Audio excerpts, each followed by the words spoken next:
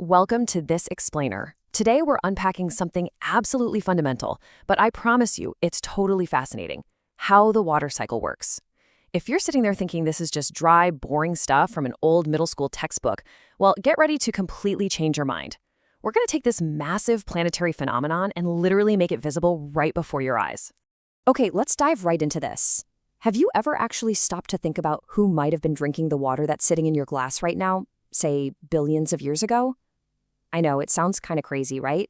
But what if I told you that exact same refreshing sip you're about to take could have been gulped down by a Tyrannosaurus rex? No way, right? Well, to understand how this wild claim is actually scientifically accurate, we need to zoom in and break down the water cycle. Part 1. Create your own weather.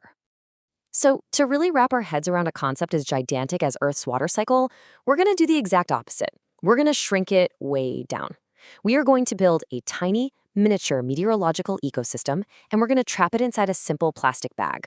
The best part? Absolutely no mess in your house. You're just going to stick it to a window.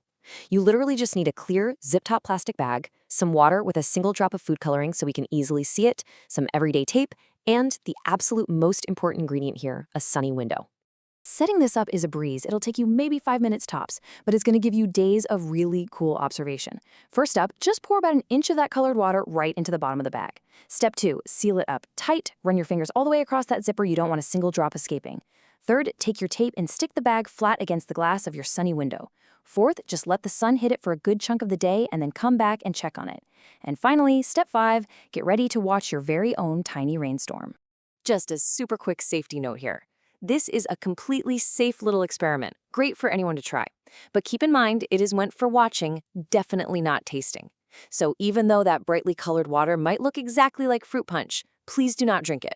Just keep the bag totally sealed up so you don't end up with spills all over your floor. And when you're all done playing weather scientist, gently peel the tape off the grass so you avoid leaving a sticky mess. Part 2. The mystery of the drops.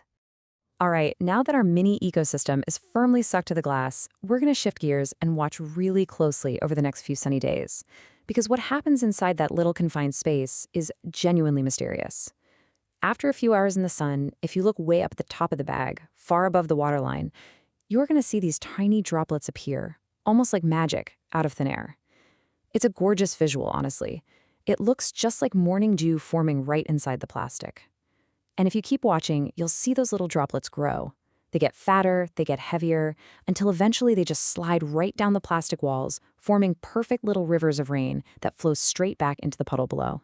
Now, what's really interesting about this is the crucial clue staring us right in the face. Compare the top and the bottom of her bag. Down at the bottom, the water is super colorful, right? Thanks to that food coloring we added. But look really closely at those droplets forming up in the top half. They are perfectly crystal clear. How in the world is that possible? How did the water lose all of its color while traveling upward? This visual contrast right here is the absolute key to understanding the whole shebang. Part 3. The chemistry of the cycle.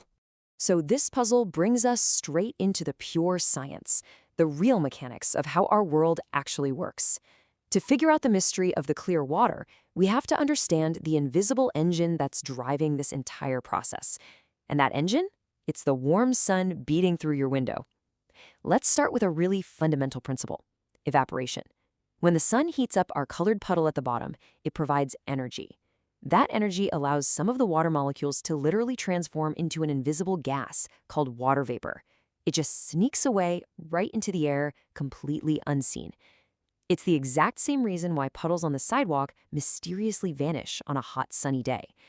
And this brings us right to the solution of our clue. Only the pure water molecules evaporate and float up.